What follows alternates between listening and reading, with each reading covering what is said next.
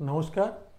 আজকে আমাদের মধ্যে উপস্থিত হয়েছেন আপনাদের কি বলবো, আমি খুব আনন্দিত যে উনি আমাকে কমেন্টস করেছিলেন। দেখবেন একটা কমেন্টসে উনি একজন মাস্টারমশাই হয়ে উনি সেদিন আমায় কমেন্ট করেছে। আমি অধীর আগ্রহে বসেছিলাম যে কবে ওনার সাথে আমার দেখা হবে।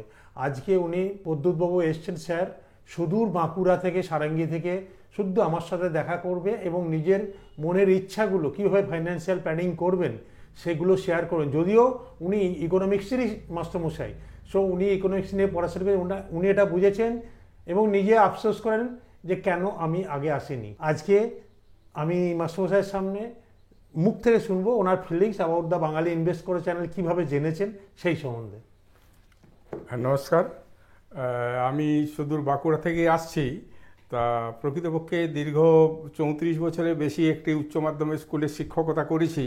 হঠাৎ দেখতে দেখতে মোবাইল দেখতে দেখতে স্যারের বরুণবাবুর আমি ভিডিও দেখি। তা ভদ্রলোকের সম্পর্কে জানার আগে তার বাচনভঙ্গি এবং তাকে যে দেখে অন্তত বোঝা যায়, তার ফেসিয়াল অ্যাটিটিউড দেখে যে বোঝা যায় তিনি একটু ভালো মানুষ এবং সত্যিকারে আমি তাকে I want to treat him as a good teacher. এবং টিচার আমরা অনেক ছাত্রছাত্রীকে পড়িয়েছি, কিন্তু তিনি আজ সমাজকে পড়াচ্ছেন। সমাজে কাদেরকে পড়াচ্ছেন? যারা অ্যাক্টিভ ইনকাম করি, কিন্তু সেই অ্যাক্টিভ ইনকামের সঠিক পথে তার থেকে যে আরও অনেক বেশি প্যাসিভ ইনকাম করা যায় সেই বিদ্যা বুদ্ধি এবং সেইভাবে তিনি মানুষকে তথা সমাজকে সচেতন করছেন। আমি তার দ্বারে আজ এসেছি এবং যেটুকু তিনি আমাকে বোঝালেন তাতে আমার একটু এইটুকু মনে হচ্ছে যে যদি এইটা আমি আজ বছর 10-15 আগে বুঝতাম তাহলে আমার আজকের দিনের যে কোনো ভাবনা থাকতো না। আমি যেমন খুশি খরচ করতে পারতাম, আমার একটা বেশিভাবে আর্থিক স্বাবলম্বী হতে পারতাম। আমার স্ত্রী সোমা পণ্ডা, সেও বারে বারে বলে যে তুমি সারা জীবন খরচেই করেছো, যেদিক পারো খরচ করেছো। আমি তাকে আজ প্রতিশ্রুতি দিয়েছি যে আমি একজন এমন মানুষের কাছে যাচ্ছি যিনি আমাকে এই অন্তত রিটায়ার্ড অবসরকালীন সময়ে সঠিক পথের দিশা দিতে দেবেন এবং সঠিকভাবে তিনি আমাকে পরিচালিত করবেন, এই আশা নিয়ে এসেছি। সত্যিকারে আমি তার সাক্ষাৎ পেয়ে আজ মুগ্ধ হয়েছি। ধন্যবাদ। আর আপনার দেখে কি, আপনার যেভাবে আমরা প্ল্যানিংটা করলাম তাতে কি আপনি বুঝতে পেরেছেন যে আপনার কি করা উচিত কি করা উচিত নয়? অবশ্যই। আমি নিজে মনে মনে ভাবছিলাম, বিছানায় শুয়ে শুয়ে ভাবছিলাম কত টাকা ফিক্সড করব, কোথায় রাখবো ইত্যাদি অনেক রকম মাথা। একবার একটু ভাবলাম, সরে সরে তার পেয়ে যেতাম। কিন্তু স্যার অতি সহজে মাত্র কয়েক মিনিটের মাধ্যমে আমার আয় ব্যয় টোটাল, আমরা যখন ডাক্তারের কাছে যাই সমস্ত গোপন তাকে করতে নাই, আমি তার কাছে আছে উজাড় করে দিয়েছি সমস্ত কিছু আমার। হ্যাঁ, তার থেকে যে স্যার বরুণবাবু এত সংক্ষিপ্তভাবে অতি অল্প সময়ের মধ্যে এত সুন্দরভাবে একটি দিশা দেখালেন, সেই দিশা নিয়ে আমি বুক ভরে আনন্দ সহকারে আজ আমি বাড়ি ফিরছি। ধন্যবাদ। এবং স্যার শুধু একজন কি বলবো মাস্টারমশাই হয়েও সমাজের প্রচুর ভালো কাজ করেন। তার মানে স্যারের মাস্টারমশাইয়ের সময় যখন আমার কথা হয়েছিল একটাই কন্ডিশন আপনাকে শেখাবো, যদি আপনি সমাজের মানুষগুলোকে সঠিক পথ দেখান। তা আশা করি মাস্টারমশাইকে কি করা উচিত না উচিত, এবং মাস্টারমশাই ছেলেমেয়েরাও ডাক্তার, তারাও জানেন এবং আমিও চাইবো তাদেরকেও সঠিক পথে মাস্টারমশাই নিজে দেখাবেন। নমস্কার। নমস্কার।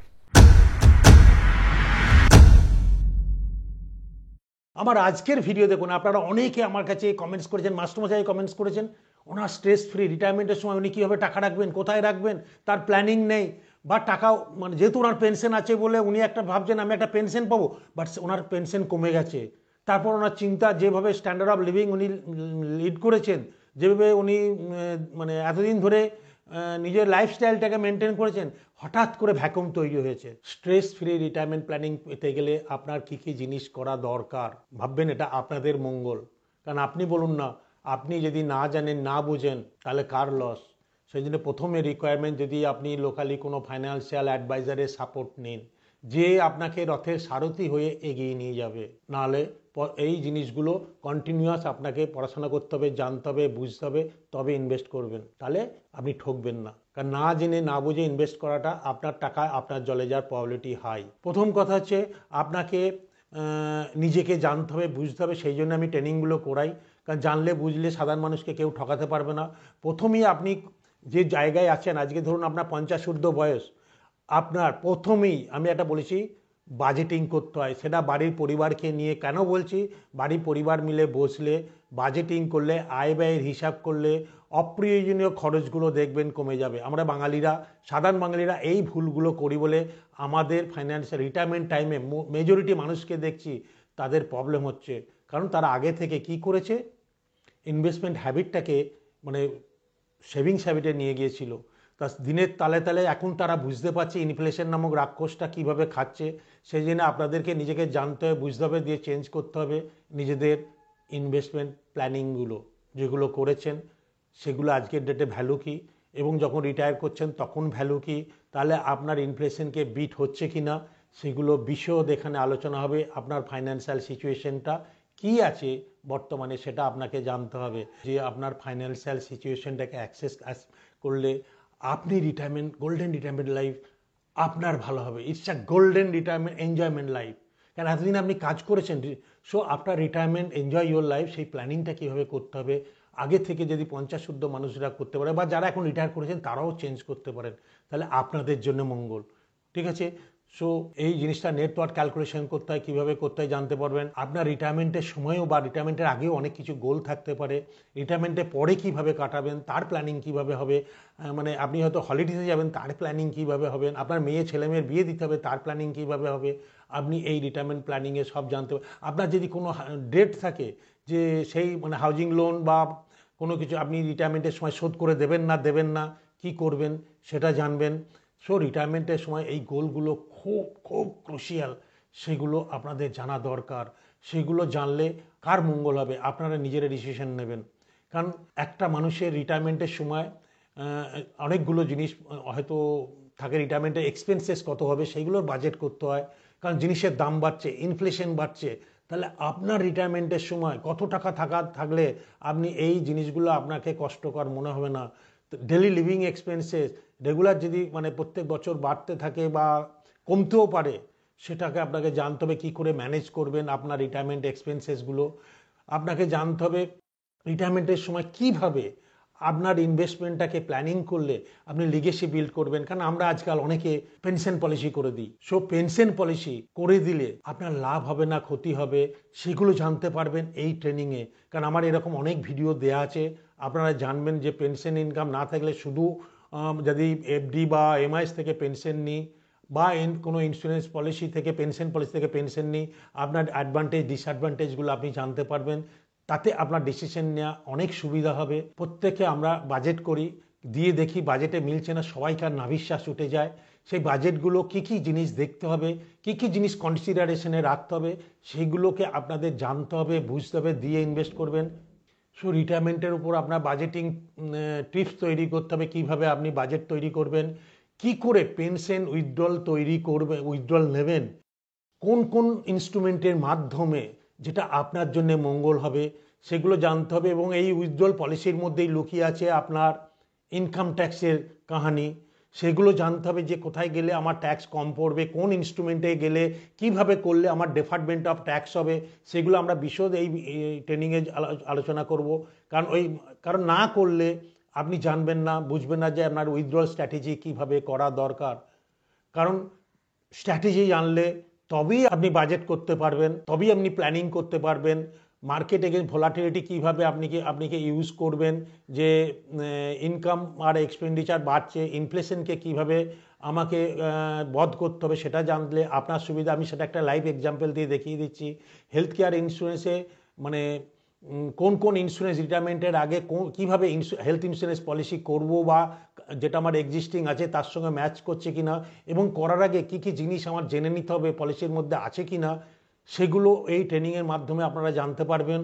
এবং এমার্জেন্সি ফান্ডকে কীভাবে ইউজ করব, যে চিলড্রেন এডুকেশন যদি না কমপ্লিট হয়ে থাকে বা চিলড্রেন্স ম্যারেজ যদি কমপ্লিট না হয়ে থাকে, তাহলে সেগুলোকে আমি কিভাবে প্ল্যানিং করবো এমার্জেন্সি ফান্ডটাকে, সেটা এর মাধ্যমে জানতে পারবেন। জেনে বুঝে দিয়ে আপনি ডিসিশন নেবেন। সো এই জিনিসগুলো যেমন একটা লাইভ আপনাকে দেখিয়ে দিচ্ছি, রিটায়ারমেন্ট মাস্টারমশাই যেটা প্ল্যানিং হয়েছে, উনি যে এফডির স্বপ্ন দেখেছিলেন, আজকের ডেটে আপনাকে একটা লাইভ আমি দেখাচ্ছি। ধরুন আপনি রিটায়ার করেছেন, সে 50 লাখ টাকা আপনি রিটায়ারমেন্টে একটা ইনস্ট্রুমেন্টে রেখে দিয়েছেন, লাইভ দেখাচ্ছি এফডিতে। সো 50 লাখে আপনি ধরুন 7% ইন্টারেস্ট সব ইনস্ট্রুমেন্ট আমি অ্যাভারেজ ট্যাক্স এসব দিচ্ছেন 7% যদি হয়, যদি জমান ট্যাক্স মোটামুটি ধরে নিচ্ছি আপনার ব্যাংকে 10% টিডিএস কেটে নেয়। তারপর যে ইনকাম আপনি ইনকাম করুন আর না করুন, যারা 50 ঊর্ধ্বে মানুষ ধরুন এফডি করেছেন, আপনি ইন্টারেস্টে আপনার ইনকামের সঙ্গে ট্যাক্স দিচ্ছেন। অনেকের দেখেছি আমি 30% স্ল্যাবে আপনার এফডির ইন্টারেস্ট ট্যাক্স দিতে হচ্ছে। তা 7%-এ 30% 2 টাকা 10 পয়সা বেরিয়ে গেল, অনলি 4 টাকা 90 পয়সা আপনার রিটার্ন আপনাকে ইনকাম ট্যাক্সে আপনার স্যালারি ইনকামের সঙ্গে যোগ হয়ে যাচ্ছে। অনেকে পেনশন ইনকামের সঙ্গে যোগ হয়ে যাচ্ছে আমি দেখেছি। তাহলে আপনার ধরুন মনে করুন এই টাকাটা দরকার নেই, এখনই এফডি করে রেখেছেন, তবুও আপনাকে ট্যাক্স দিতে হচ্ছে। তাহলে ট্যাক্সে আপনার কত টাকা বেরিয়ে যাচ্ছেন। ধরুন আপনি আর্লি স্টেজে কেউ ইনভেস্ট করেছেন, আপনার কত টাকা ট্যাক্স বেরিয়ে যাচ্ছে আপনারা হিসাব করবেন। সেই টাকাটা কোনো দিন মার্কেটে খাটবে না। সো আপনি যদি জানুন বুঝুন দিয়ে ইনভেস্ট করলে আমার মনে হয় আপনার লাভ।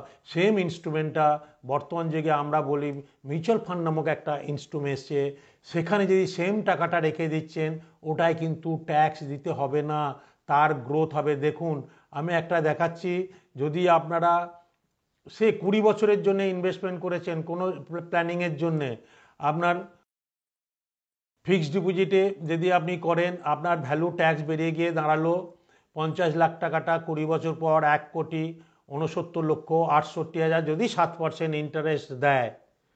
তার উপরে যে আমি 10% টিডিএস কেটেছি, যদি বেশি টিডিএস আপনার ট্যাক্সেবল হয় আরও টাকা বেরোবে। সেখানে সেম জিনিসটা মিউচুয়াল ফান্ডে যদি সাধারণত দেখা যাচ্ছে 10 ইয়ার্স অ্যান্ড অ্যাবাভে 12% মিনিমাম রিটার্ন পাওয়া যাচ্ছে।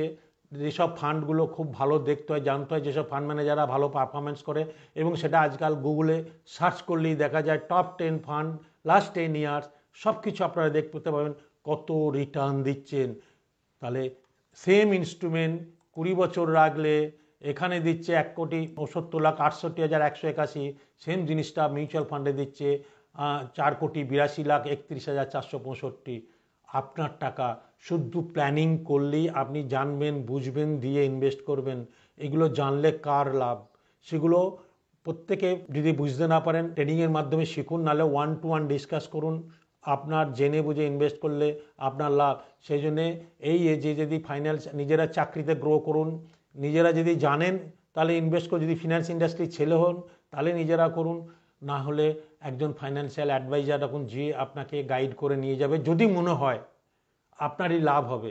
বুঝতে পারছেন? এবার দেখুন 10 বছর আগে যদি মিউচুয়াল ফান্ডটা আমি 86 লাখ থেকে 92 লাখ হয়েছিল, সেখানে 1,55,00,000। এবার বলবেন ইনফ্লেশন, আপনারা তো বলবেন তাহলে 50 লাখের ভ্যালুটাও তো কমে যাচ্ছে। সেখানে এফডিতে 92 লাখ, 10 বছর পর যদি 7% ইনফ্লেশন হয়, তাহলে এর টাকাটার দাম 92 লাখের আমি কি শিখিয়ে দিয়েছি 70 by rate of inflation. Rate of inflation 7 হলে 10 বছরে এই টাকাটা 41 লাখ হয়ে যাবে, 92 লাখটা হাফ হয়ে যাবে ভ্যালু।